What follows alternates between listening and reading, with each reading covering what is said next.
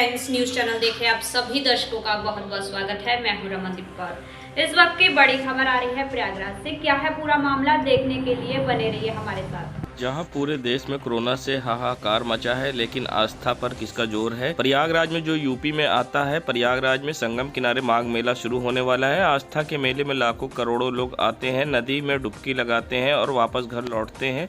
लेकिन जब लाखों करोड़ों लोग साथ साथ डुबकी लगाएंगे, भीड़ होगी, तो आप समझ सकते हैं कितनी बड़ी संख्या में संक्रमण भी फैल सकता है। सोचकर भी डर लगता है, लेकिन प्रशासन को दिखाई नहीं दे रहा, सरकार को भी नहीं दिखाई दे रहा है। एक तरफ संक्रमण है तो दूसरी तरफ समागम, और दोनों का ये मिलन माघ मेले की भयानक शक्ल के रूप में ले सकता है। प्रयागराज में 14 जनवरी को होने वाला है। लगभग 50 दिनों तक चलने वाले इस मेले में सैकड़ों नहीं, हजारों नहीं, लाखों नहीं, बल्कि करोड़ों लोग फिर से संगम किनारे आस्था की डुबकी लगाने जुटने वाले हैं। संतों के कल्पवास के लिए यूपी सरकार ने बाकायदा तंबुओं का शहर खड़ा करवा दिया है। ये सोचे बगैर कोरोना वायरस फैला तो स्थिति संभालने लायक नहीं संभलेगी। लेकिन चुनावी मौसम में वोटरों की नाराज़गी मोल नहीं लेना चाहती सरकार, नज़रअंदाज भी नहीं कर सकती है। कोरोना को देखते हुए सरकार वोटरों की नाराज़गी, जब हरिद्वार में कुंभ हुआ था तब भी सवाल खड़े हुए थे, लेकिन त्रिवेंद्र रावत सरकार की आंखों पर पट्टी बंधी थी, उसे भी कुछ दिखाई नहीं दे रहा था। तब भी नियम बनाया गया था, सख्ती से पालन करवाने के दावे किए गए थे, लेकिन हुआ उल्टा। पिछले साल 11 मार्च को जब पहला शाही स्नान हुआ तब उत्तराखंड में 69 लोग संक्रमित थे। 12 अप्रैल यानी दूसरे शाही स्नान के दिन संतों की संख्या बढ़कर 1334 पहुंच गई थी, और 14 अप्रैल को हुए तीसरे दिन शाही स्नान की संख्या में 1953 लोग संक्रमित हुए थे। लेकिन प्रयागराज का क्या होगा, अब ये देखने वाली बात है। एक विस्तृत एडवाइजरी हम लोग की तरफ से जारी कर दी गई है, जिसमें ये अनिवार्य कर दिया गया है कि अपनी RT-PCR की नेगेटिव रिपोर्ट लेकर के आएंगे। हम लोगों ने ये भी कहा है कि अपना जो दोनों डबल डोज का वैक्सीनेशन जो उन्होंने कराया है उसकी भी सर्टिफिकेट लेकर के आएंगे। 5,000 कर्मी हमारे यहाँ पुलिस व्यवस्थापन में लगाए गए हैं। उनका कोविड निगेटिव होने के बाद उनका योगदान प्राप्त किया जाएगा। जो बोट संचालित होती हैं उनके नाविक और सहनाविकों का जो है वो कोविड निगेटिव होने के बाद उनको अनुमति दी जाएगी। इसके अलावा पब्लिक एड्रेस सिस्टम के माध्यम से लोगों को अवेयर किया जाएगा। डर क्या लगेगा, अब डर लगेगा, गंगा मैया है, गंगा मैया सब फिर अच्छा करेंगी, अब प्रशासन उसकी व्यवस्था करेगी। हाँ, गंगा मैया के शरण में आए हैं, हम लोग बाहर से आए हैं, तो गंगा मैया की कृपा तो होगी। प्रयागराज में बीते दिनों बीजेपी के द्वारा सपा पर निशाना साधते हुए पूरे उत्तर प्रदेश में होर्डिंग लगवाई गई थी, खासतौर से प्रयागराज में, जिसमें लिखा था 2017 से पहले सरकारी पैसे पर होता था नाच गाना। जिसके बाद सपा ने भी होर्डिंग लगाना चालू करा प्रयागराज में, जिसके बाद नोकझोंक भी हुई थी। वहीं अब सपा के प्रमुख अखिलेश यादव ने अपने फेसबुक अकाउंट से फ़ोटो शेयर करी है, जिसमें लिखा है फ़र्क साफ है। और अखिलेश यादव ने सपा का काम दिखाते हुए अपनी फ़ोटो एम्बुलेंस के साथ साझा की है। तो वहीं भाजपा का काम दिखाते हुए फाफामऊ में कोरोना काल में लाशों के अंबार के साथ CM योगी की फ़ोटो दिखाई है। अब देखना है ये पोस्टर वार किस तरह का रंग लेता है और किस तरह की अब ये पोस्टर पे आरोप प्रत्यारोप चलते रहते हैं। वैक्सीन कितनी ओमिक्रॉन पर कारगर है, क्या कुछ कहना इस पूरे मामले पर doctor VK Mishra additional CMO का, आइए जानते हैं। देखिए, आपके शरीर में एंटीबॉडी तो बनी हुई है। अगर आपने दोनों वैक्सीन की डोजेज ले ली है तो एंटीबॉडी बनी हुई है, जो कि कोविड के डेल्टा और जो कोविड का वैसे पहला वाला वेरिएंट था उसके खिलाफ थी। लेकिन ओमिक्रॉन के विषय में अभी ये डिबेटेबल है कि ओमिक्रॉन से ये सेफ्टी दे रही है कि नहीं दे रही है। लेकिन निश्चित रूप से अगर एंटीबॉडीज़ है, ये अभी कोई इसका रिसर्च नहीं आया है कि इफ़ेक्टिव है कि नहीं है। It is under process. जैसे ही इसकी पूरी फाइंडिंग आती है आपको बता दी, मतलब ये लोगों में बता दी जाएगी कि हाँ ये क्या इसका इफ़ेक्टिव है कि नहीं है। बट निश्चित रूप से अगर एंटीबॉडी एक स्ट्रेन के खिलाफ आपके शरीर में है तो कहीं न कहीं ये माना जाता है कि दूसरे स्ट्रेन में कुछ क्रॉस इम्यूनिटी होगी, भले ही 100% ना हो। और 100% तो किसी में भी इम्यूनिटी होती नहीं है। अगर 80% इम्यूनिटी हो गई, 75% हो गई, तो it is suppose to be कि ठीक ठाक इम्यूनिटी है। लेकिन हाँ, लोगों में नहीं दिख रहा, बिना मास्क के लोग बाजारों देखिए, इसके लिए तो शासन द्वारा गाइडलाइन जारी हो गई है। एक रोज़ नई गाइडलाइन जारी हो रही है, क्योंकि केसेस जैसे जैसे बढ़ते जा रहे हैं, लोगों को खुद ये समझ में नहीं आ रहा है कि वो कैसे बढ़ रहे हैं, जबकि इसके कारण वही है, स्वयं कारण है कि वो उन्होंने एक पिछले दौर को देख चुके हैं, फिर भी उनको लगता है कि हम लापरवाही करते रहेंगे। पार्टियां हो रही हैं, लोग फंक्शन कर रहे हैं, फंक्शन में भी कोई सोशल डिस्टेंसिंग नहीं है, मास्क नहीं है, कोई हैंड सैनिटाइजिंग नहीं है। ये निश्चित रूप से हम खुद ही कोरोना को इनवाइट कर रहे हैं कि भाई तुम जाओ मत, प्लीज़ रहो मेरे साथ, तुम्हारे साथ रहना अच्छा लगता है। संगम नगरी प्रयागराज में कोरोना संक्रमण के नए वेरिएंट ओमिक्रॉन के खतरे को देखते हुए जिले में 1 लाख से अधिक लोगों को कोरोना वैक्सीन की बूस्टर डोज 10 जनवरी से लगाई जाएगी। बूस्टर डोज अभियान में health care front line worker बुजुर्गों को प्राथमिकता मिलेगी। वहीं चुनाव ड्यूटी करने वाले अफसर सुरक्षा कर्मी को भी बूस्टर डोज का सुरक्षा कवच देने की तैयारी है। इस अभियान की शुरुआत 10 जनवरी से की जाएगी। स्वास्थ्य विभाग तैयारी को अंतिम रूप देने में जुटा हुआ है। संगम नगरी प्रयागराज, जहां माघ मेला 2022 का आगाज़ हुआ है और साथ ही कोविड गाइडलाइन का पालन करते हुए माघ मेला कराने के लिए मेला प्रशासन पूरी तरह से लगा हुआ है, जिसके साथ ही यहां पर मेले में आने वाले श्रद्धालु और साधु संतों की सुरक्षा के लिए पुलिस की तैनाती की गई है और साथ ही किन किन कंपनियों को यहाँ पे स्थापित किया गया है और यहाँ ड्यूटी पर लगाया गया है। आइए जानते हैं क्या कहना है इस पूरे मामले पर मेला एसपी राजीव नारायण का। संख्या में पुलिस का बंदोबस्त है, जिसमें कि हमारे नागरिक पुलिस के लोग हैं, आर्ट पुलिस के लोग हैं, जल पुलिस के हैं, घुड़सवार पुलिस के हैं, LIU की टीमें हैं, ATS की टीमें हैं और STF ATS का भी हम लोग सहयोग लेते हैं। PSC की जो है हमारे पास 4 फ्लड की कंपनियां हैं, इसके अलावा 5 कंपनी PSC की अतिरिक्त है। RAF का भी व्यवस्थापन किया जाता है। अगर हम कुल संख्या की बात करते हैं तो ये संख्या लगभग 5000 के आसपास की संख्या पुलिस कर्मियों की होगी।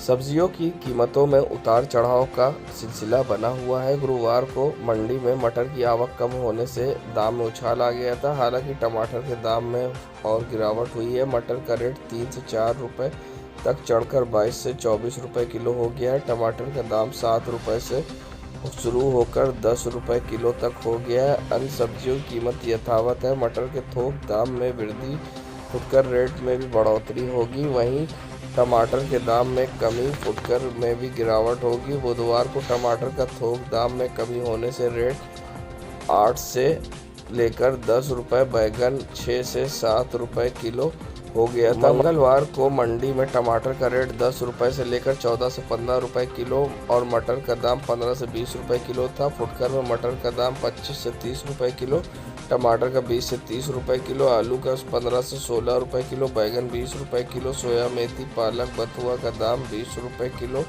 4 दिन पहले थोक के मटर दाम 18 से 20 रुपए किलो और टमाटर का रेट 12 से 15 रुपए किलो, प्याज 20 रुपए किलो, आलू 7-8 रुपए किलो। पिछले सप्ताह शनिवार को मंडी में मटर का दाम 20 रुपए से 22 रुपए किलो, टमाटर का रेट 15 से 20 रुपए किलो, फूल गोभी 10 रुपए में थी। संगम नगरी प्रयागराज में कांग्रेस नेता हसीब अहमद ने बीजेपी पर निशाना साधा है। क्या कुछ कहा है कांग्रेस नेता हसीब अहमद ने किसानों के मुद्दे पे भाजपा को घेरते हुए, आइए सुनाते हैं आपको। उत्तर प्रदेश में अभी चुनावी बुगुल बजा भी नहीं, उससे पहले ही भारतीय जनता पार्टी ने अपनी 50% हार को स्वीकार कर लिया।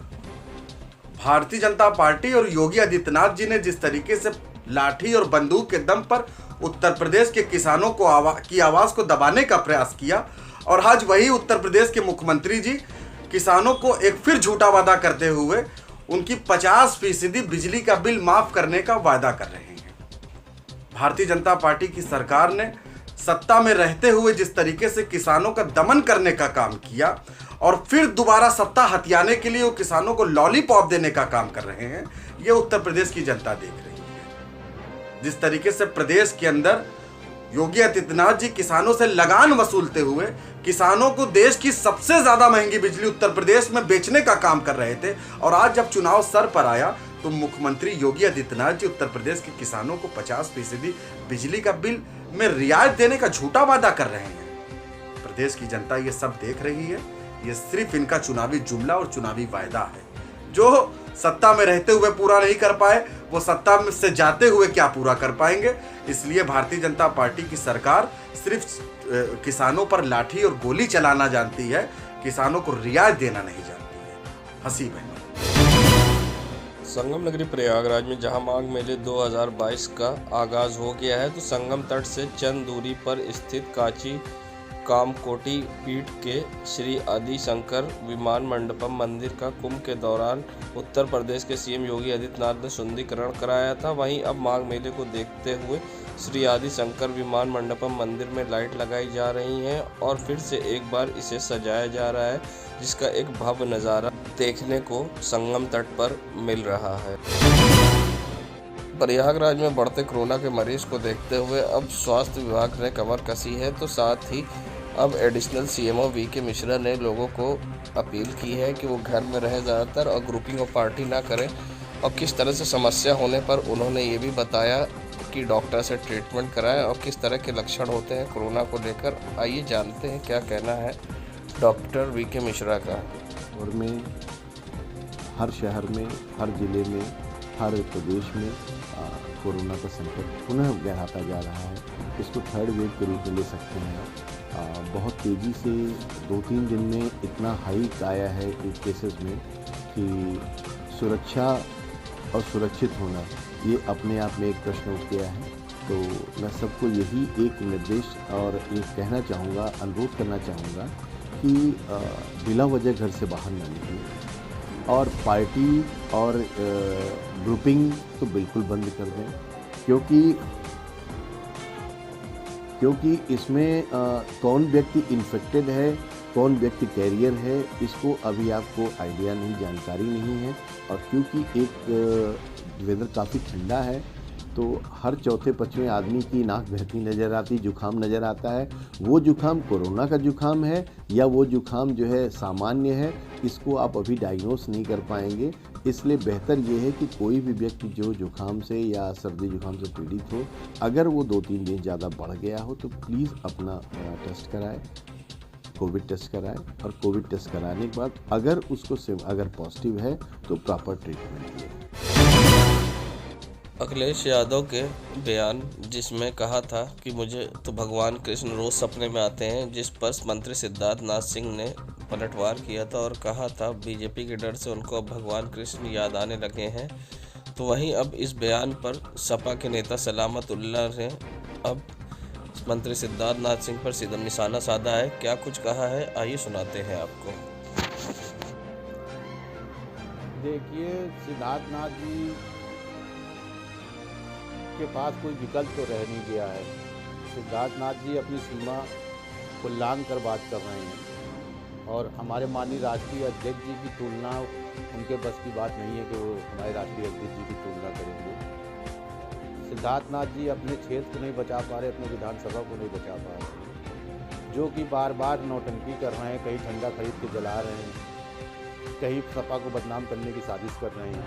उनके बदनाम करने से समाजवादी बदनाम नहीं होगी। समाजवादी विकास की राजनीति कर रही है, विकास का मुद्दा है हमारा, हम विकास पे राजनीति करते हैं। माननीय राष्ट्रीय अध्यक्ष श्री अखिलेश यादव के बताए हुए नीति पे हम लोग चल रहे हैं, जनता के बीच में जा रहे हैं, जनता से समाजवादी का समर्थन मांग रहे हैं, जनता को से समाजवादी के लिए वोट मांग रहे हैं।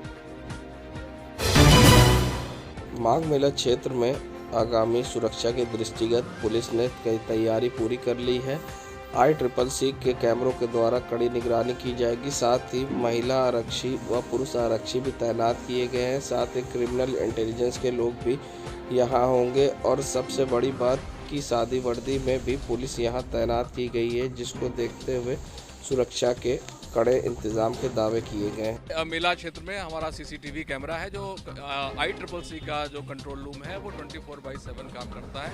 इसके अलावा सादे वस्त्रों में बहुत सारे जो है पुरुष आरक्षी और महिला आरक्षी नियुक्त किए जा रहे हैं। इस क्रिमिनल इंटेलिजेंस की टीम अलग गठित की गई है जो कि चोर उचक्के और जो असामाजिक तत्व हैं इन पर लगातार नज़र रखेगी।